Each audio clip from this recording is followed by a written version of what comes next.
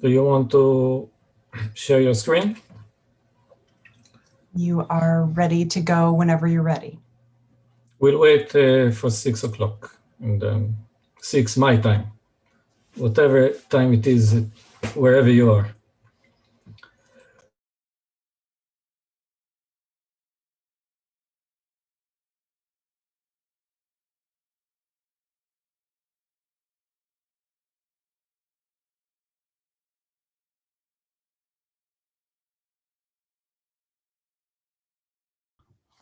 You see my screen, right? Yes. And you hear me okay? Yes, and we see you okay. Well, that's less important. I don't want to distract you from the slides. It's too late. Well, let's hope the slides do the job of drawing you back. Maybe Hotek will show himself, and then it will distract me to him.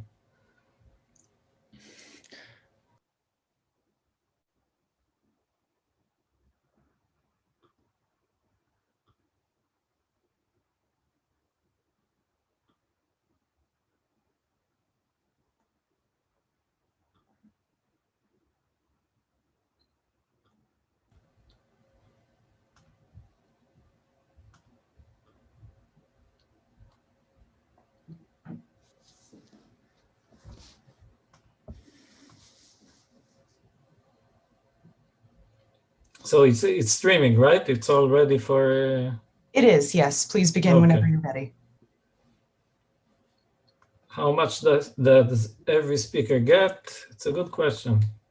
How many talks do we have? 1, 2, 3, 4, 5, 6, 7, 8. 8 talks, 90 minutes. You have... So really, every speaker has 5 minutes, and then the remaining time for questions. We kind of counted about 10 minutes per speaker. Okay. Okay, thanks a lot. Okay, hi everybody. Welcome to the first session of TCC. I'm Alon Rosen, chairing the session, for some reason by myself. The session is titled LWE and Encryption, and our first speaker is Zvika Brakersky. On a paper titled Lossiness and Entropic Hardness for Ring LWE, joint with Nico Dotling. I just want to remind you that you can ask questions on the chat.icr website if you wish, and we'll have time for questions at the end of the talks and also at the end of the session if time permits. Good luck, Zvika. Hi, everyone. So this talk is about ring LWE, which is an algebraic number theory analog of the well-known learning with errors problem. But I don't want to talk about algebraic number theory, so I'm going to present an abstraction that is going to allow us to talk about ring LWE without algebraic number theory. So it goes as follows. We call it structured LWE. And we're considering a sequence of square matrices, AI, and we're going to use them to generate a sequence of vectors BI as follows. So there's going to be a global secret vector S, which is uniform, and we're generating the BI by taking S times AI plus EI, which is a noise vector. Take this whole thing mod Q, which is some global modulus, and you get the BI. And if you've seen learning with errors, then you know that when AI is uniform and EI is a Gaussian vector, then indeed you get the LWE problem. And we have the search flavor, which is to find, given the sequence of AI and BI, find the vector S, and a decision version, which is to distinguish the sequence AI BI from sequence of AI and UI, which are just uniform vectors, which have nothing to do with a secret. Now we can see that we can use this formalism also to define ring LWE as follows. We just need to change the distributions of the AI and EI. So now AI, instead of being uniform, is going to be a matrix that represents multiplication by a random ring element. And I don't want to get into details. Essentially, it's just a distribution over structured matrices, not uniform, just structured. So this is going to be our distribution for AI. And EI, well, they're going to be Gaussians, but it's going to be a weird Gaussian, which is sort of depends on the geometry of the ring. But again, we don't need to get into details for the purpose of the talk. It's just some form of Gaussian. And actually, this formalism also can be used for other variants of LWE, but this is not relevant for this work. So what we want to discuss is entropic hardness for ring LWE, but let's talk about structured LWE. Entropic hardness is essentially the question of what happens when the secret vector S is not uniform, but rather sampled from some other distribution, well, that has sufficient entropy. And this is important for leakage resilience, but also for other purposes. For standard LWE, there's actually a number of results that show that the problem remains hard under certain conditions. But for ring LWE, almost nothing is known. There's only one result, which is with restricted parameters and under a non-standard assumption. So this is our goal in this work. So let's talk about what happens in the standard LWE setting, why it's hard to extend it to ring LWE, and what we can do about it. So essentially, all of these works have the same sort of first step, which is to replace these square matrices AI with a different distribution over matrices, which is computationally indistinguishable from uniform. And then after this step, we're going to show that with this new distribution, it's actually information theoretically hard to recover the secret vector S, and therefore we get entropic hardness, so long as S comes from an appropriate distribution. So what is this new distribution on AI that we're using? Well, it's essentially an LWE distribution. So we're going to have a global uniform matrix B, which is like a narrow matrix, and there's going to be a bunch of CIs, one for each I, and the dimensions are just so that it has the right dimensions like AI in the end. So we take B times CI and add the matrix Fi, which is essentially a noisy matrix, just a matrix of Gaussians.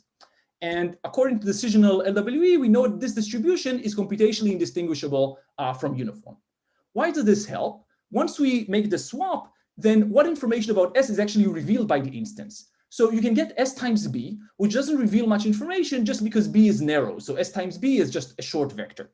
And then there's this bunch of elements, S times Fi plus EI, and each of these different works essentially differs by how they handle this. The information that is leaked here, what we showed in an earlier work with Nico is that this actually sort of translates to measuring the amount of information on that the distribution on S loses when you add Gaussian noise to it. This is this E prime that you see on the slide.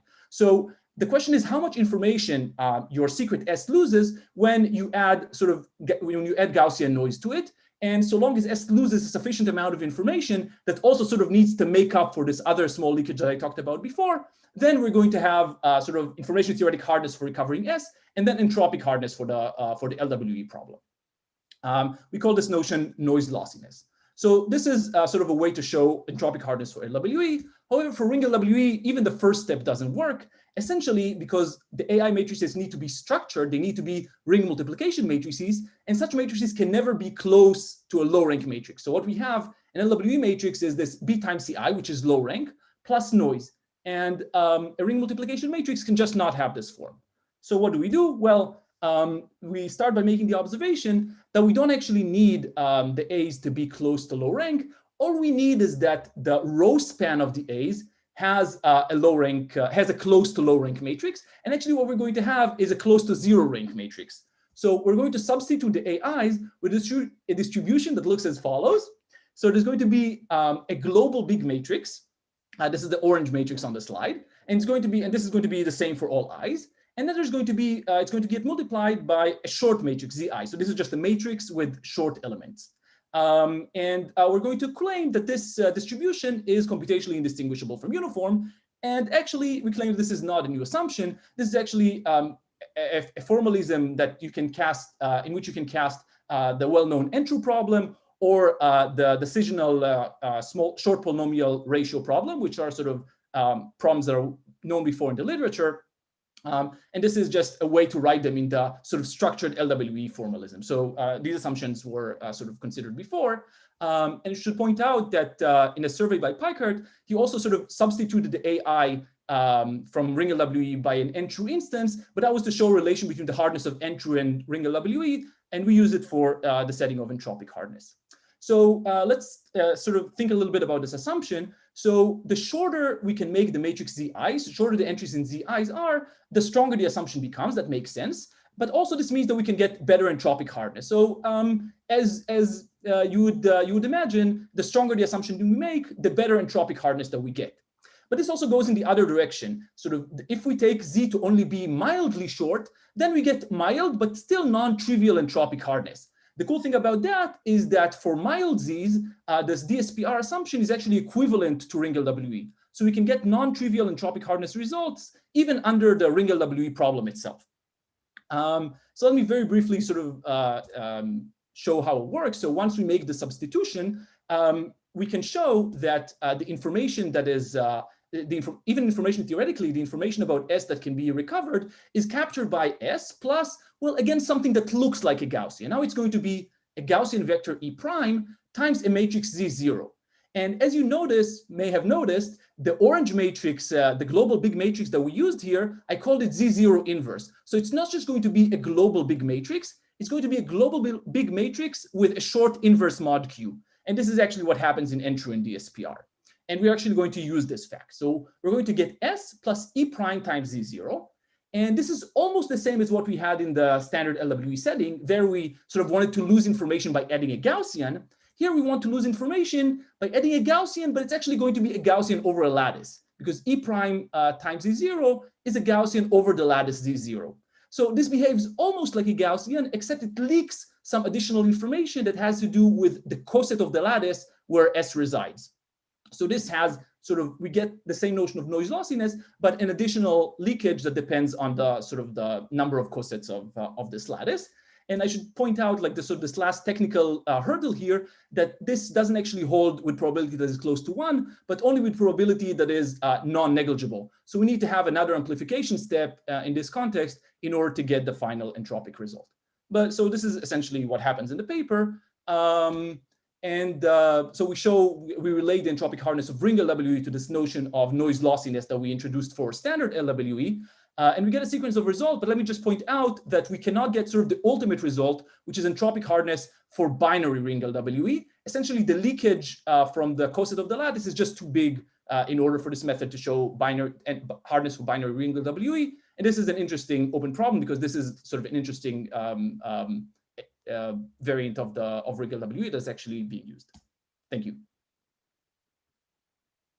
Questions now or in the end? Thank you, Tzvika, first of all. And if there are questions now while we set up for the next speaker, I haven't seen questions on the chat. You can feel free also to open your mic and ask here while we set up for the next talk. Let me stop my share, or do you want to stare at Nico a bit more? At you. I do. And yeah. Okay, so who is the next speaker? I see there are no questions. Zhengjong Jin, this is the next speaker. Right? Hi. Yeah, I'm here. Okay, are you ready? Yeah. Okay, so the next talk is about multi-key fully homomorphic encryption in the plane model. No, yes, it is.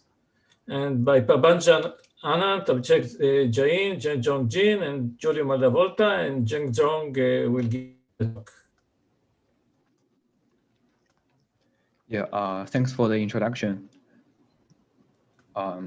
So this notion of multi-key fully homomorphic encryption was introduced in the work of LTV12. So it is defined as follows. So suppose you have n parties, and firstly, each party generates a public key and a secret key pair, and the parties output of their public keys. So anyone with these public keys can use them to encrypt some messages and obtain the ciphertext. So let's say the messages are from M1 to M1.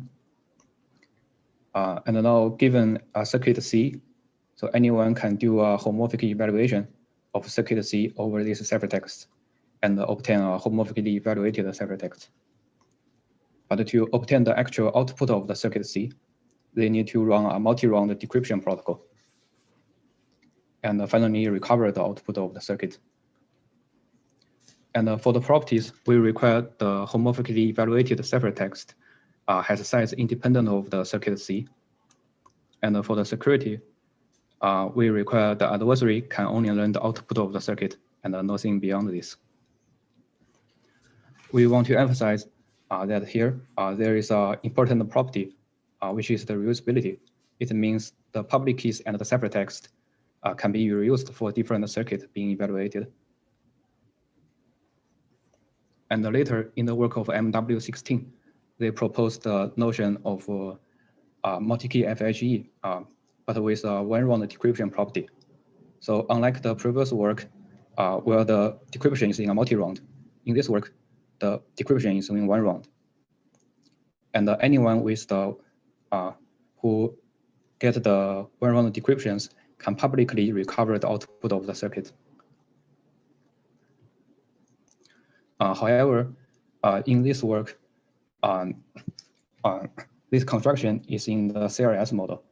So in fact, in all these known constructions of multi-key homomorphic encryption, they are either in the multi-round decryption or in the CRS model. So we raise the following natural question. So in the plain model, does multi-key FHE with one round decryption exist? And our first result is the construction of multi-key FHE with one round decryption in the plain model from learning with error assumption, learning with error, and a decisional small polynomial ratio problem.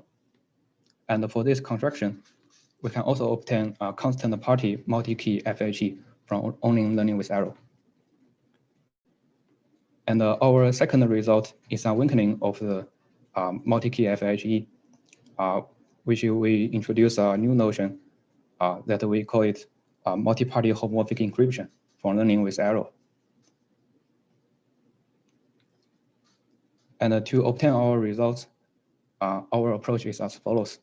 We constructed such multi-key fully homomorphic encryption from a special two-round MPC protocol, which has the reusability.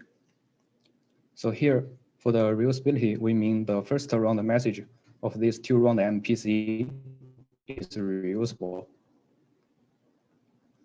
And this notion was also constructed in the recent works of BL20 and BGMM20. Then we show a construction of this reusable MPC from any one-time MPC generically. And for our generic transformation to work, we need. Thank you. Okay, thank you very much. Are there any questions about this talk? I remind you, you can watch the recording on YouTube. In the meantime, there has been a comment posted by Katarina Bugu. Less a question about Zvika's talk. Is Zvika here? Yeah, of course, yeah. Okay, so you can see it on the chat.aicr. Less a question, more remark on the state of the art for the interested listener. I'm a co-author of a paper accepted at AsiaCrypt this year that adapts the lossy argument of GKPV10 to the module LWE setting. By using the Renyi divergence instead of statistical distance, we obtain a quite satisfactory result. The rank has to be logarithmic in Q in order to apply the left-order hash lemma, and thus does not cover binary ring LWE. More details at the talk during AC, AsiaCrypt, I assume, in December. Lots of acronyms. Zvika, do you know this work? Do you have a comment? Yeah, it's good to hear. It's good to hear about this, and it's good to hear that there's like additional progress on this notion of entropic hardness. I think we sort of learning new techniques on how to address these things. So, well, I guess now we all know. Yes, good. Thank you for announcing this. Let's get ready for the next talk. Unless there are questions, of course, about the last talk, about the multi-key FHE.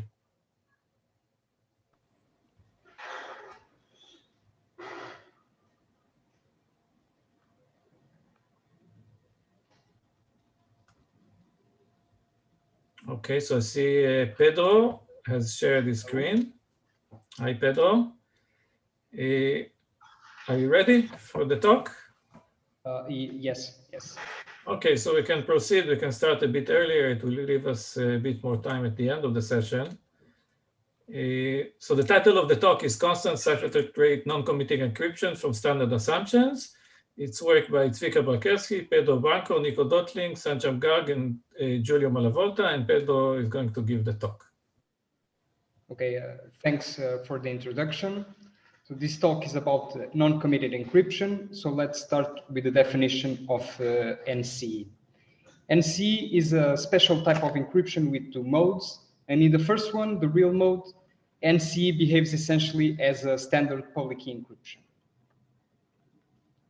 So Alice starts by creating a pair of public and secret keys using random coins S. Bob can encrypt the message using random coins R. And finally, Alice can decrypt the message using the secret key. The transcript of the protocol is composed by the public key and the ciphertext. This transcript is committing to M and can be explained by the random coins S and R. That is, given the transcript, the message, and the random coins, we can run the key generation algorithm to check that the public key is well formed, run the encryption algorithm with the random coins R and check that the ciphertext is well formed, and finally check that the secret key is well formed by running the decryption algorithm. The magic of NCE happens in the second mode, the ideal mode, where we have two additional algorithms. The first one creates a transcript composed by a public key and a ciphertext without receiving any message as input. Later, we can run a second algorithm that receives any message as input and creates random coins S and R that explain the transcript for this new message M. That is, if we rerun the key generation algorithm, the encryption algorithm, and the decryption algorithm as before, we can check that all the values are consistent with this new message M. We additionally require that the random coins created in the ideal mode are indistinguishable from coins generated in the real mode. Okay, the main reason for studying NCE is its applications in multi-party computation, which are secure against adaptive adversaries. One measure of efficiency for NCE is its communication efficiency, that is the size of the public key and ciphertext. And this has a direct impact on the communication complexity of the resulting MPC. So in this work, we focus on improving the ciphertext rate of NCE, where the ciphertext rate is measured as the ratio between the size of the ciphertext and the size of the message. Concretely, we show how we can build NCE with constant ciphertext rate in the plain model from standard assumptions such as learning with errors, decisional Diffie-Hellman, or quadratic residuosity. So let me briefly explain how we achieved this result. Our construction is based on a previous work by Emmanuel et al., or HORR. So we start by abstracting the main ideas of the HORR NCE construction into a new primitive that we call packet encryption with partial equivocation, or PEP. In a nutshell, this new primitive allows to encrypt the message M and later equivocate some positions of the resulting ciphertext. We then show how we can bootstrap a rate 1 PEP into a full-fledged NCE with constant ciphertext rate. And here we simply abstract the HORR construction in terms of this new primitive PEP. Finally, we show how we can build rate 1 PEP from assumptions such as LWE, DDH, or QR in the plain model, and this immediately implies an NCE with constant ciphertext rate from these assumptions. So our work achieves the best ciphertext rate for NCE when comparing to previous works, but it still doesn't solve the problem of the true rate of NCE. In other words, is ciphertext rate 1 NCE even possible? Or is constant ciphertext rate, as achieved in this work, the best we can hope for? Thanks. Thank you very much, Pedro. How practical is the encryption? Did you give it a thought? Say, compared to LWE or DDH public key encryption. It shouldn't be practical because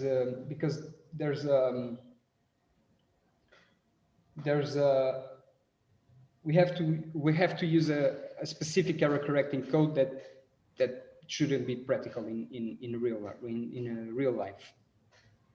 Okay, so that's very good news actually, because it's a very powerful primitive. Okay, thank you very much for the talk. Let's get ready for the next talk. Unless there are questions, right now people are very silent. which makes me feel even So Alon, lonelier. I have a question. I raised my hand. I don't know if you saw it. Ah, I didn't see it. Now I see it, Alessandra. Okay. Yes, of It's course. actually a very quick question, more out of curiosity. So the definition that you described, Pedro, was for one ciphertext, but will work even if I want to, if I want to equivocate many ciphertexts, that will be, it still works? You mean for NCE? Yes.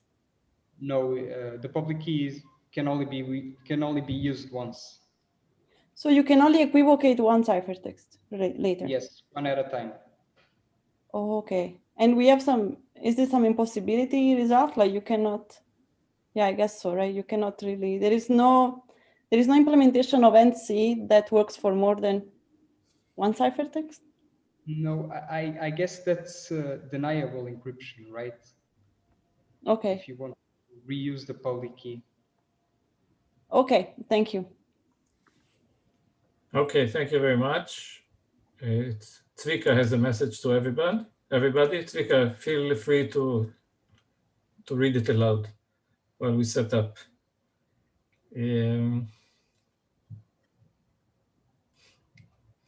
Okay, so the next talk, who is the next speaker? Muhammad. Hi, Muhammad. Yes. Tell me when you're ready.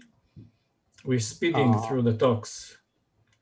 I'm ready. Can you see my slides? Yes, we can see the slides very well. Okay. Okay, right. So we're all ready. Let's see if there are further questions before we proceed. No questions.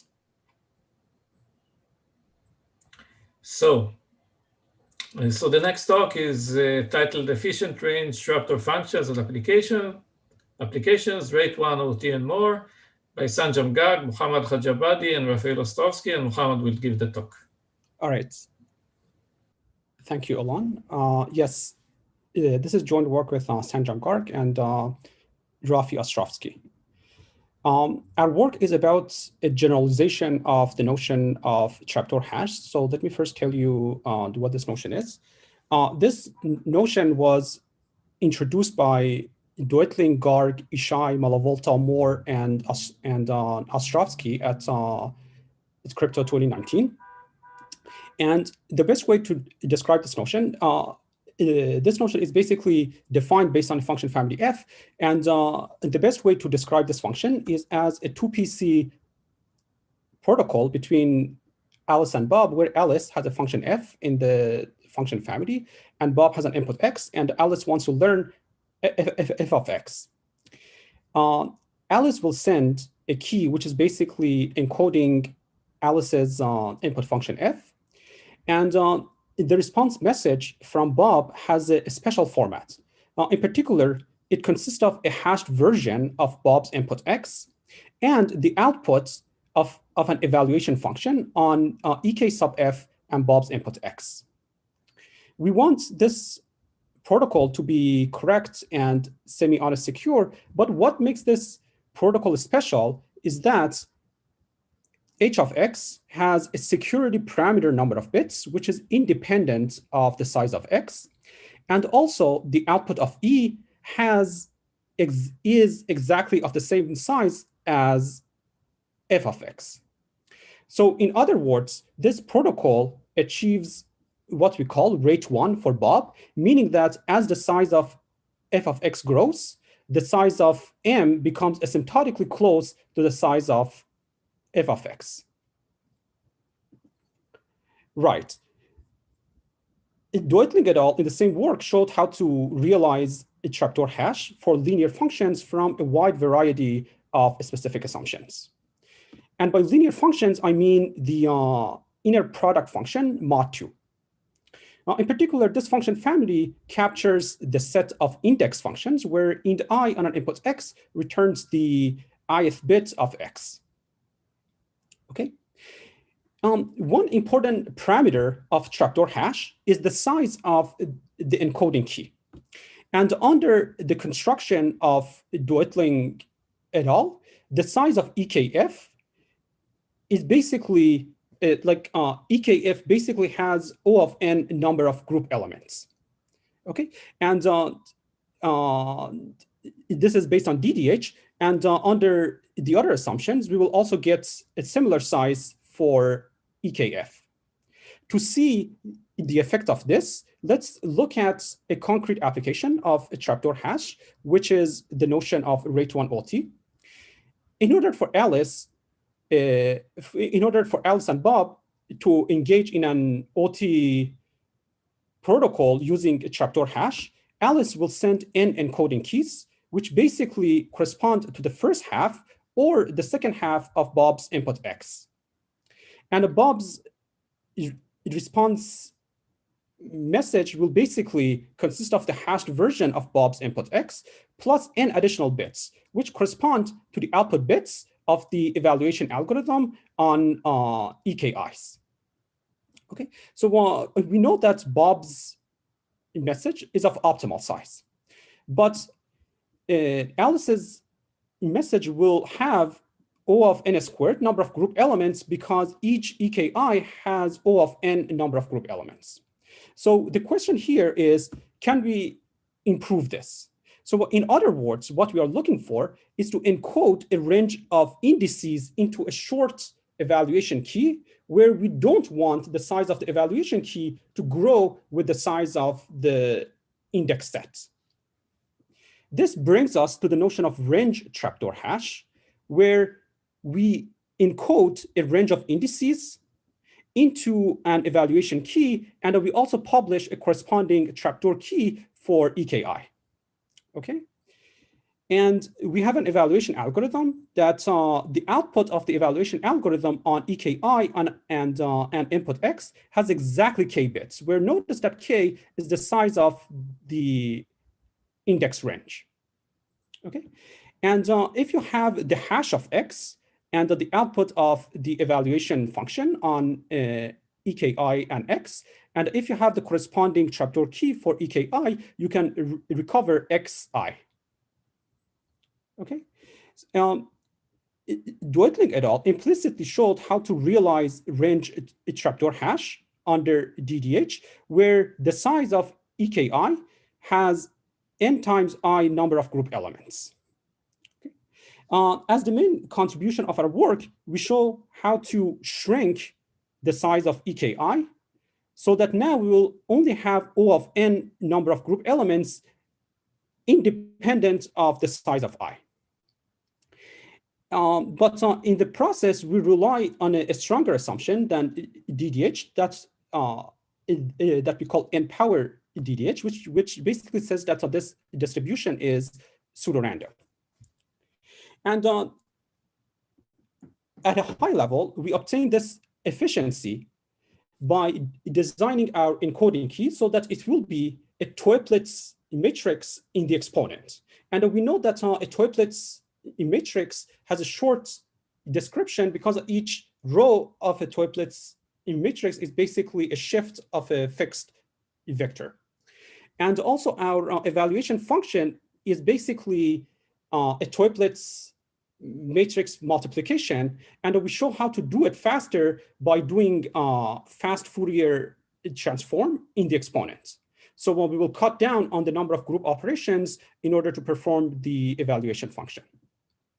Right, so in terms of the applications of our techniques, we will obtain efficiency improvements in the context of rate 1 OT, private information retrieval, and the ciphertext size of homomorphic encryption algorithms for branching programs.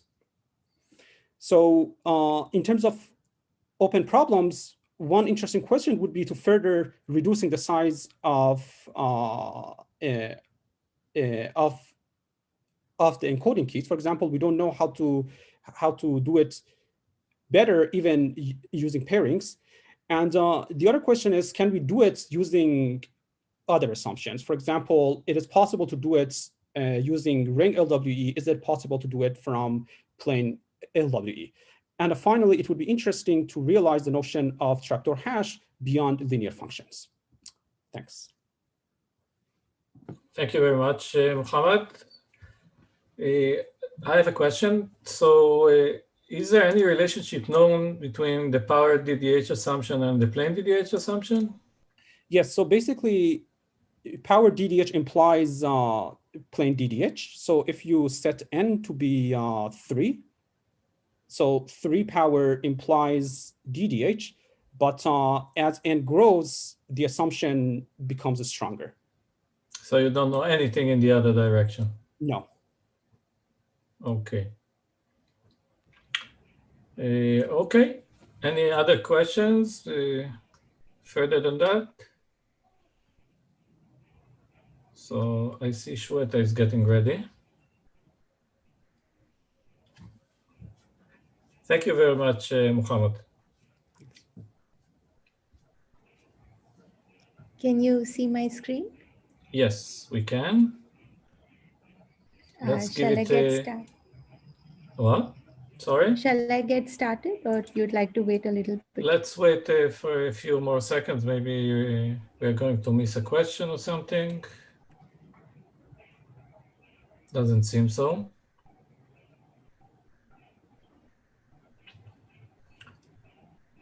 Okay. So our next speaker is Shweta Agarwal from IIT Madras. This is joint work with Shota Yamada, titled CP ABE for circuits and more in the symmetric key setting. And please go on. Hi, everyone. So as Alon said, I'm going to talk to you about CPABE for circuits in the symmetric key setting. And this is joint work with Shota Yamada, who's at ICE Japan. All right, so let's start by defining the problem. What is ABE? It stands for attribute-based encryption, which is a generalization of public key encryption. It allows for fine-grained access control on encrypted data. So here's a simple example. Let's say that we take an institution like IIT Madras, and there's a bunch of files, there's some number of users. And now what you'd like to do is associate with each user's secret key, not just the user's identity, but some set of attributes that belong to the user. So for instance, their role, the department they belong to, their affiliation, date of joining, and so on. And analogously, with each file, you have associated some kind of access control policy. And what you'd like here is that a file should be decryptable by a user's key if and only if the attributes in her key satisfy the policy that's embedded in the file. So the file is the file's contents are encrypted. The file is our ciphertext here, right? So you'd like to have this correctness hold whenever the attributes satisfy the policy. And for security, of course, what you'd like is that any collusion of users that put together their keys cannot decrypt a file unless they're individually authorized to decrypt it. Now, ABE comes in 2 avatars. So there's a ciphertext policy ABE, which is what we've seen so far, in which the access control policy is associated with the file. And then there's its dual, which is the key policy ABE. So here roles are reversed. So the file now has the attributes and the secret keys now have the policies inside them. In what I described so far, we did not ask for hiding either the policy or the attribute. So the only thing that we assumed would be hidden are the contents of the file, so some fixed message. But the attributes and the policy were both public. Now it's natural to additionally desire attribute hiding and function hiding, which, as the name suggests, well, you'd like to hide the attribute X, which lives in either the ciphertext or the secret key, depending on whether you're in KP or CPABE. Analogously, you can ask for function hiding. So hide the function F, which again lives in either the secret key or the ciphertext, depending on whether you're in KP or CP. All right, so what's the prior work in this area? So there's been a long line of elegant works that construct ABE schemes for restricted classes of circuits, so ranging from point functions to NC1 circuits. In the key policy setting, there was a big breakthrough in this area with the work of Gorbunov, Ekuntanathan, and Wee, who showed the first construction for all polynomial-sized circuits. And subsequently, there were some nice improvements to this as well. In the ciphertext policy setting for restricted circuit classes, the story is similar to the key policy setting. So you have some nice works that that construct it. For polynomial sized circuits, the situation is a lot worse. So we only have one candidate construction, a recent one by Brekersky and Vaikunthanathan. This is based on lattice type assumptions, but it's a heuristic, so there's no security proof. And for the additional properties that we talked about, what's known is the following. So depending on how you define attribute or function hiding, we have different implications.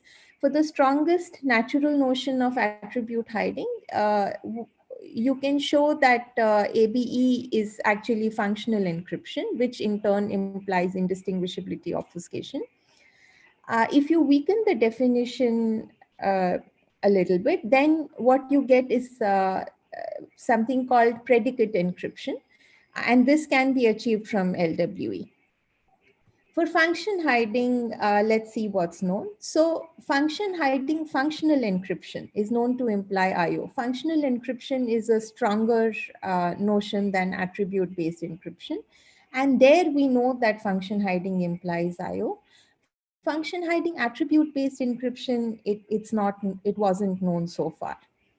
So our results, basically the main takeaway is that we add one entry to this table. So for the ciphertext policy setting for polynomial sized circuits, we construct a scheme based on LWE. The drawback is that this is only in the symmetric key setting. So in a little more detail, we construct the first symmetric key CPABE for polynomial circuits. These circuits can be of unbounded size. They support unbounded collusions and they rely on the standard learning with errors assumption. We can adapt this scheme to the public key setting for bounded sized circuits. Here, what we achieve is it's not fully optimal. So let me tell you what we get. So there are some parameters that are optimal. The size of the ciphertext, the secret key, the running time of encrypt, keygen, and decrypt, these are actually independent of the circuit size. So you could have supported unbounded size circuits if all your parameters were independent of circuit size. But there are some things that do depend on the circuit size, and this is why we're stuck with only supporting bounded size circuits in the public key setting. So in particular, the running time of the setup and the size of the public key, these depend on the circuit size. Then we show that function hiding attribute-based encryption also implies IO for a natural strong definition of function hiding. And we weaken the definition and show a natural construction of this weak function hiding ABE for circuits from LWE. So in the few minutes that I have, I'll just try to give you a quick flavor of the techniques we use. So when you have KPABE for circuits and you'd like to build CPABE for circuits, a very natural thing to try is to use universal circuits. Right, so universal circuit, as you know, is a circuit that takes as input a function description and an input to the function, and then emulates the function on that input. So u of f comma x is f of x. I'm going to denote by these rectangular boxes the inputs, and by these triangles the functions. Okay, so now here's a sort of natural folklore transformation. Let's just take the universal circuit, hard code the input x into it, and now I get a circuit. And similarly, let me just take the function and represent it as a string, and now I get some input f. And now, you know, I'm good to go with KPABE. So to build CPABE, well, I just use universal circuits to switch inputs to functions and functions to inputs, and that's it. I can get functionality and security. The drawbacks, of course, are that everything is now going to start depending on the size of the universal circuit, which in turn depends on the maximum size of the supported function, some f max. So in particular, you cannot now support unbounded sized circuits by using this construction. So what do we do? So very quickly, just one idea. Note that to support unbounded sized circuits, this means that the setup and the key generation algorithm cannot depend on the size of the circuit. So only encryption, which takes the circuit as input, and decryption, which runs the circuit, only these are allowed to depend on circuit size. So let's take our folklore transformation in which we were, running this KPABE key generation algorithm on user X, right? And the question is, can I somehow redistribute this computation? So now, can I maybe take my key generation and encryption and somehow get them to work collaboratively, so that the key generation, which has the input X but does not have the time to compute the KPABE key, along with the CPABE encryption algorithm, which has the time but does not have the input, right? So one has input but no time, one has time but no input. They're not allowed to interact, but they do have a shared state in terms of the master secret key. Can we somehow get these to work together to perform the task that the folklore transformation was doing? And the short answer is yes. So this is a trick we also used in a previous work, AMY, in Crypto 19. And the idea is that you distribute the computation of the KPABE key generation function between these two algorithms using functional encryption. Okay, so here's a quick definition of functional encryption. There's the setup algorithm, which outputs a public and master secret key. Encrypt will take the public key and a message and output some ciphertext. Keygen takes the master secret key, some function, and outputs a secret key corresponding to that function. And decryption lets us learn f of m and nothing else.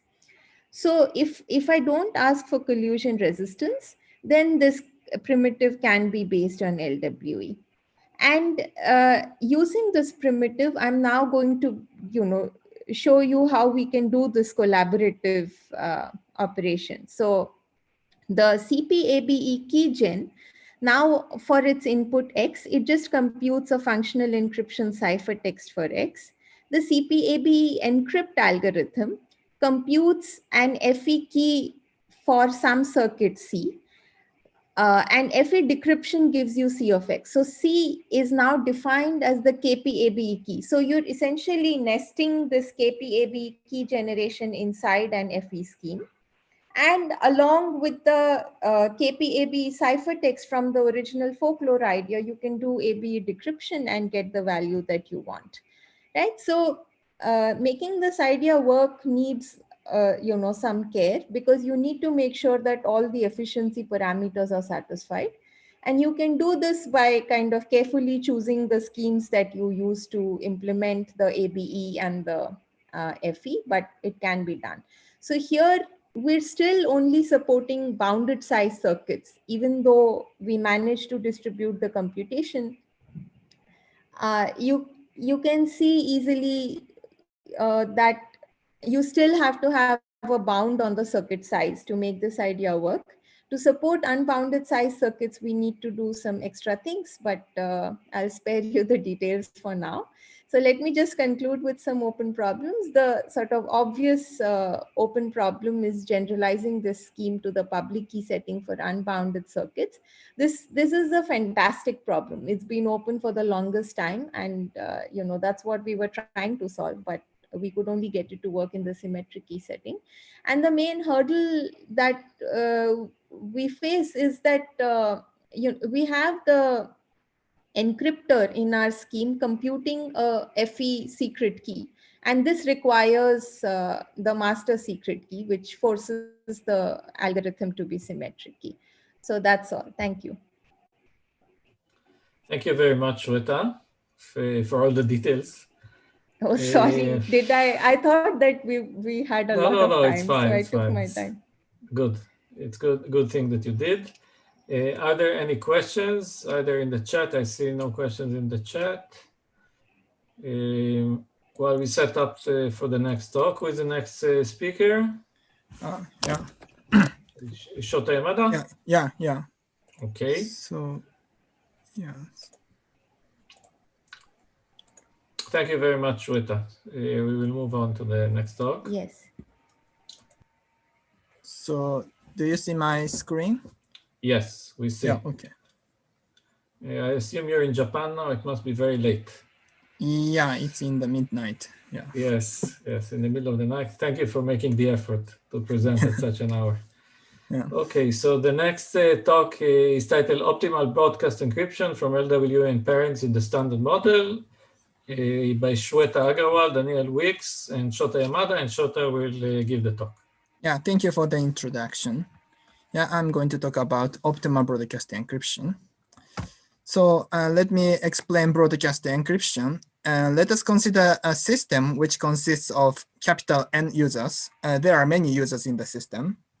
And let us consider a situation where you want to encrypt a message for a subset of users in the system. So the broadcast encryption requires that the size of the ciphertext should be short, even if you want to encrypt a message for a large number of users. And as for the security, we require the standard notion of collision resistance, where even if users outside of the recipient set collude, it is not possible to obtain any information for the message being encrypted in the ciphertext. So let me explain the previous works on broadcast encryption. There is a trivial solution for constructing broadcast encryption that is done by running plain public key encryption scheme in parallel. But this suffers from large master public key and ciphertext size. And the other earlier works on broadcast encryption scheme constructed schemes with short ciphertext, but these schemes suffer from long master public key. Later, constructions with optimal efficiency in the sense that the size of the master public key, ciphertext, and the secret key is all independent of the number of users or only logarithmically dependent on the number of users in the system are constructed. However, these constructions require strong assumptions like multilinear maps or indistinguishability obfuscation. And later, constructions without these strong tools are constructed. In particular, Agarwal and Yamada constructed a scheme with the aforementioned efficiency from bilinear maps and the lattices. However, their construction is proven secure in the generic group model, bilinear generic group model. And this is not desirable because this is a heuristic model of security. In our work, we constructed broadcast encryption with the same efficiency, asymptotically the same efficiency from bilinear maps and LWE in the standard model. Caveat here is that we require strong assumption on bilinear map, which is a knowledge type assumption. But still, it is a great improvement over the previous work of AY, Agarwal, and Yamada, in the sense that the construction is proven secure in the standard model. So let me explain our result a bit more in detail. More generally, we constructed ciphertext policy attribute-based encryption for NC1 circuits with some special efficiency property that we call width-independent efficiency. Width-independent efficiency stipulates that the size of the parameters is independent from the width of the circuits supported by the scheme. If we have, and we can prove that if we have such a CPAB scheme, we can convert it into the broadcast encryption with the optimal efficiency very easily. And the selective security of the scheme can be shown from an assumption, a variant of the koala assumption introduced by Buren and Wee on bilinear groups. This is a knowledge type assumption, and it is not desirable. Along the way, we simplify and modularize the idea from AY20. So finally, let me explain our construction in very high level. Our construction is obtained by combining 3 components together. The first component is a secret sharing scheme with short share, which is constructed from LWE assumption.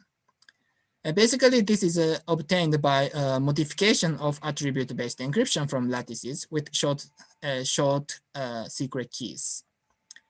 And this allows us to have a scheme with this. Intuitively, this allows us to have a scheme with compact parameters. The second ingredient is hyperplane obfuscation. And this is instantiated from bilinear koala assumption. And intuitively, this allows us to add the collision resistance to the construction. The final ingredient, which allows us to combine these 2 components together, is functional encryption for Adamad product. This functional encryption can be constructed from functional encryption for inner product by simple modification. And this can be instantiated from standard assumptions on bilinear maps like MDDH assumption. So that's all. Thank you for your attention. Thank you very much, Shota. Are there any questions about this talk while we set up for the next talk?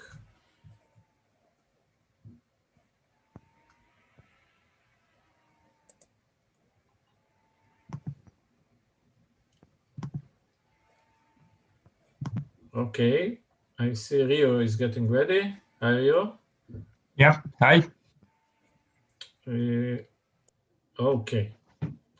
So our next speaker is Rio Nishimaki, also from Japan, in the middle of the night. He will be speaking about equipping public key cryptography primitives with watermarking, or a hole is to watermark. Thank you for the introduction, Alan. I'm going to talk about watermarkable public key cryptography. I'm Ryo from NDT, Japan. Okay.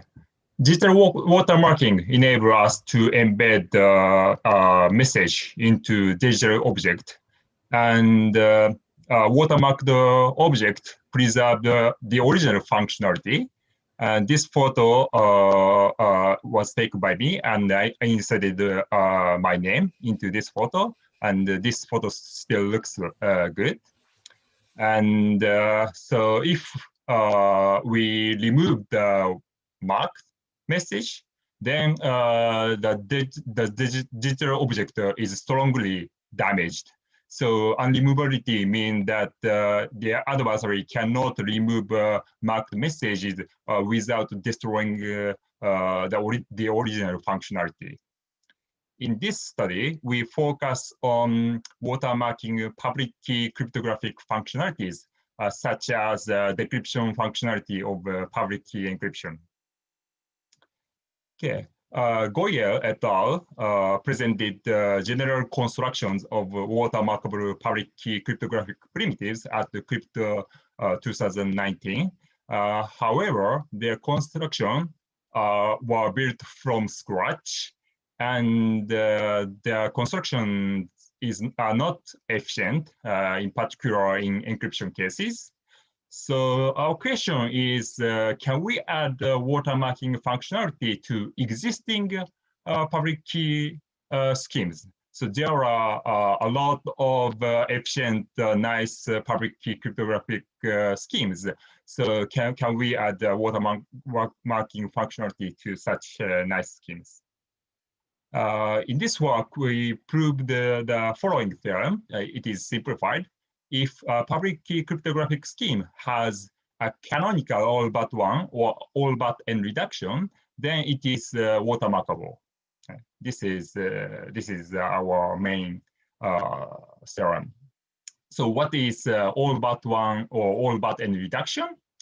So all but one reduction is a proof technique to prove selective security. It is a very common approach to prove selective security. I explained a high-level idea of all but one reduction by using the example of Bonnet-Boyen selectively secure signature. In the security proof, reduction is given a problem instance of computational Diffie-Hellman assumption G to the A, D to the B.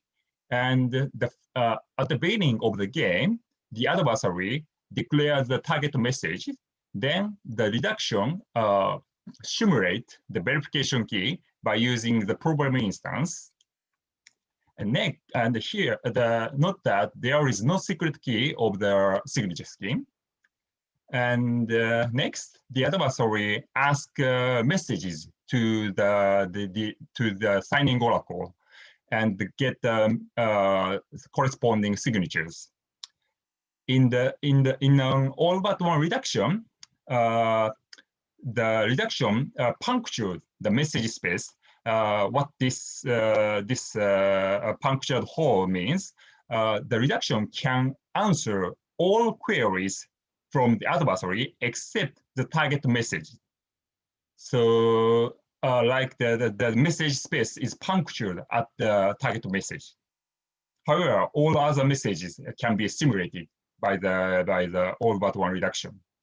At some point, the adversary output forgery for the target message. Then the reduction extracts the solution to the problem, CDH problem, from the forged signature and the problem instance, and the randomness used for the simulation. This is a typical strategy of all but one reduction. And the crucial observation in this study is that this oracle simulation part can be seen as a watermarked functionality. Why? So imagine that if we can describe this oracle simulation part by straightless randomized algorithm, this algorithm can output all signature for all messages except the target message. So if to detect a watermark in this functionality, we check this algorithm works for the target message or not. If it doesn't work, then it is watermarked. Why this we cannot remove this mark? So we can replace the adversary of signature with the adversary of watermarking setting. And we give this stateless randomized algorithm to the watermarking adversary. At some point, if the adversary succeeds removing the mark, which means this program output by the adversary can work for the target message. So this program output the valid signature for the target message, which means the deduction still works for this watermarking adversary because this reduction can extract the solution to the CDH problem from the forged signature from the watermarking adversary and the problem instance and the target message. So we can replace the signature adversary with the watermarking adversary. And if we can describe the oracle simulation part as a stateless randomized algorithm, this can be seen as a watermarked functionality of, in this case, signature, watermarked signature. So in this study, we formalized the all but one reduction and all but n reduction. All but n means that the punctured points are, there are polynomially many punctured points. So we can, there are many holes in the space. So we present the systematic approach using reduction to achieve watermarking functionality. And we also observed that most well-known selectively secure scheme has a canonical all but one reduction. And in many cases, we can upgrade all but one reduction to all but n reduction. And in the example I explained in the previous slide, I just explained the case of mark embedding type watermarking, which means we can just check marked or not, but we can upgrade this to message embedding setting where we can embed arbitrary messages by using canonical all but and reductions. Combining with pseudo-random function. And so by using our framework, we can obtain efficient watermarkable CCA secure public key encryption by using Boehm-May-Waters CCA secure encryption. And in this scheme, the ciphertext consists of only 2 group elements and randomness for hash function, which is very efficient. So the take-home message of this study is a whole is to watermark. Thank you. Thank you very much, Rio. We're ready for questions in case there are.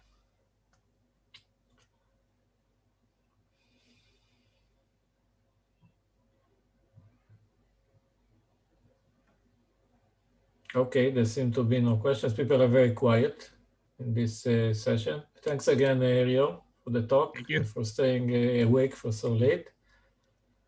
Let's set up for the last talk of the session.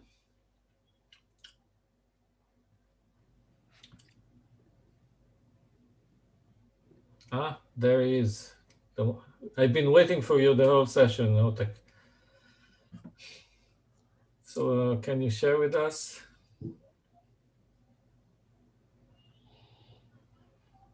We can see.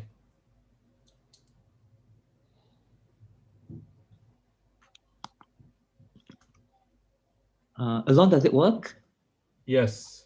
Okay. But before you start, there is a question that emerged. Is Rio still there? Yes. Okay, so the question is, for what kind of broad primitives are all but n reduction applicable? Sorry, say it again? For what kind of broad primitives are all but n reductions applicable? Okay, so our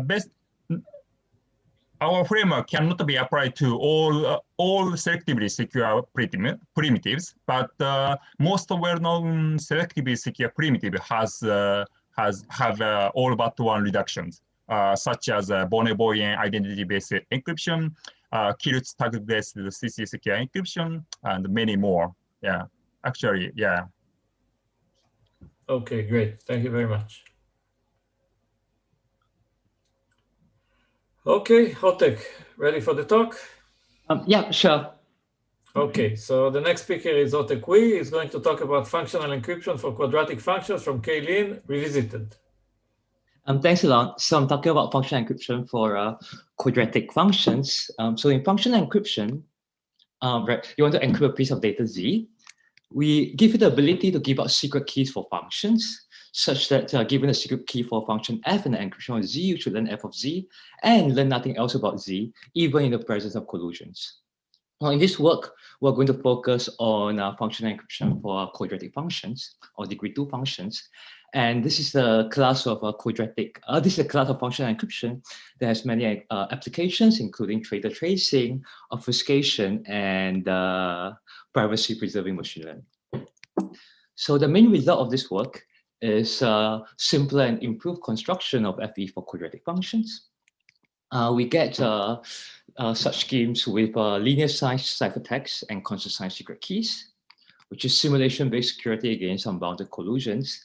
And our constructions achieve security under the bilateral K-Lin assumption in prime order bilinear groups. So recall here that the K-Lin assumption says that if you're given A and S times A in the exponent, as indicated by the brackets, this is pseudo-random. The bilateral K-Lin assumption says that this holds even if you're given encodings of A and SA in both G1 and in G2. So in particular, is believed to be true for most groups for K at least 2.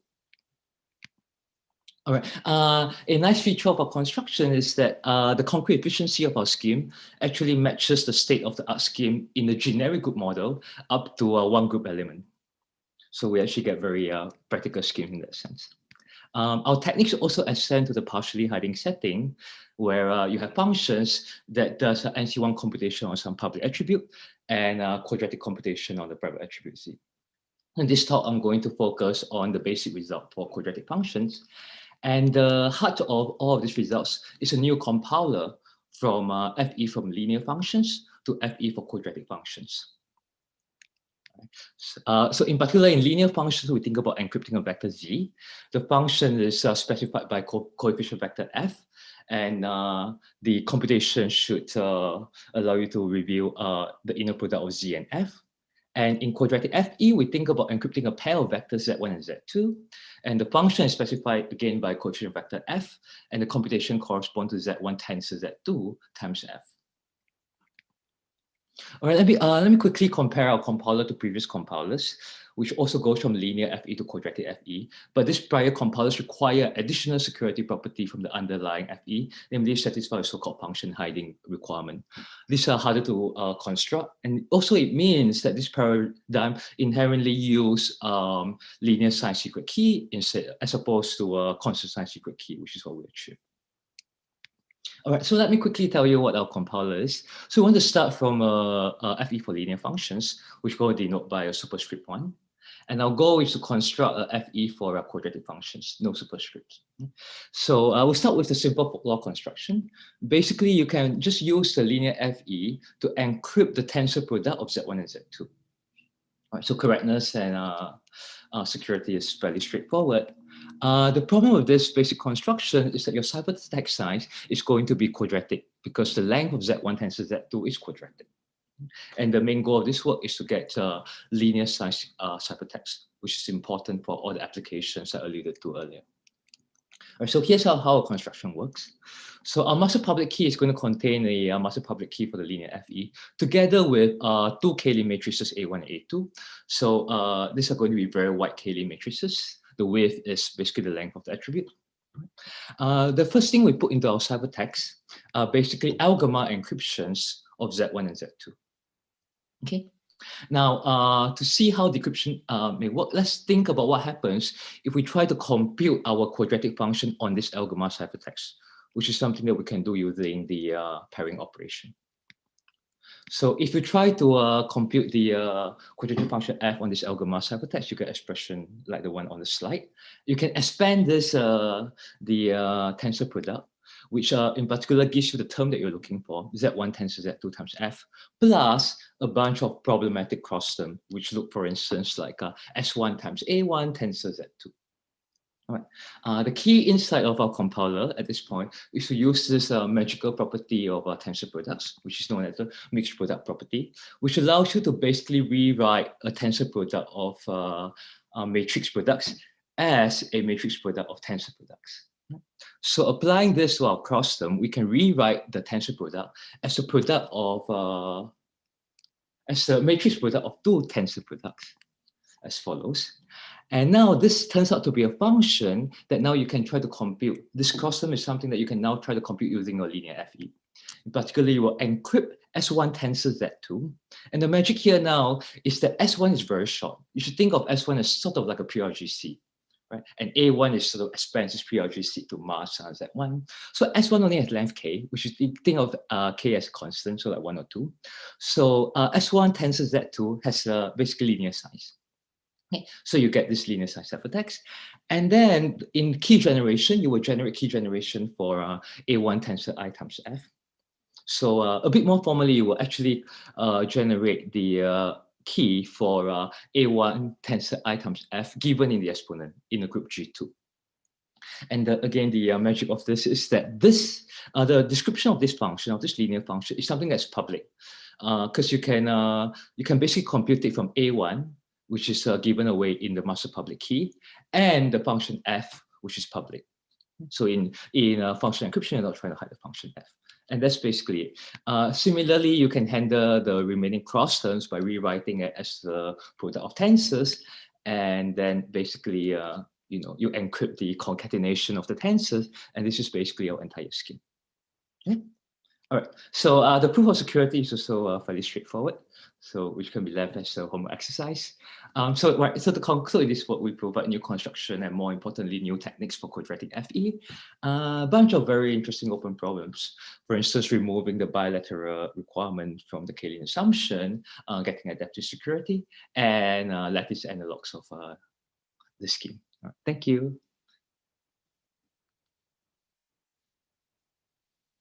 Thank you very much, Otek. Are there any questions? I see that something happened. I see some additional questions. Okay, but not for you, apparently, Otek. So there is a question here from Benny. Can you use recursion if you have more than bilinear? Yeah. So the the whole thing sort of works. The idea, roughly speaking, is that you are sort of decomposing into the into like a replacing each input by a P or G seed. So in particular for with D linear maps, you can handle degree D polynomials. But then because of the way we expand all the terms out, it only works for constant D because you get like a N to the D kind of phenomenon, or rather a K to the D type of phenomenon, some such thing. Okay, great. Thank you very much. Okay. So Pratish Datta was asking Shota. I don't know if Shota is still around. Yeah. Are you still here? Okay, thanks for sticking around. Just wondering whether knowledge type assumption is necessary for achieving a CP-ABE with the efficiency parameters as yours in standard model, or is it an artifact of your proof technique? I mean, how would you observe that knowledge assumption would be needed? Sorry. So what is the question again? So the question is whether knowledge type assumptions are necessary for achieving CP-ABE with efficiency parameters as yours in the standard model, or is it an artifact of your proof technique? Like, are knowledge assumptions necessary for your constructions? Yeah. So basically, the reason why we require this type of knowledge assumption is because we use some kind of obfuscation, that I mean, a hyperplane obfuscation, and this is because and this assumption is required for the construction, so this is not because of the artifact of the security proof. Rather, this is strictly necessary because the adversary can recover this kind of obfuscation using secret key. So this assumption is at least necessary for our construction. Okay, thank you very much. Okay, thanks a lot. Any more questions before we close the session? So let me thank all the speakers on your behalf, on behalf of the silent majority, and see you either in the break room or in the next session. Thank you very much, everybody. Goodbye. Thank you.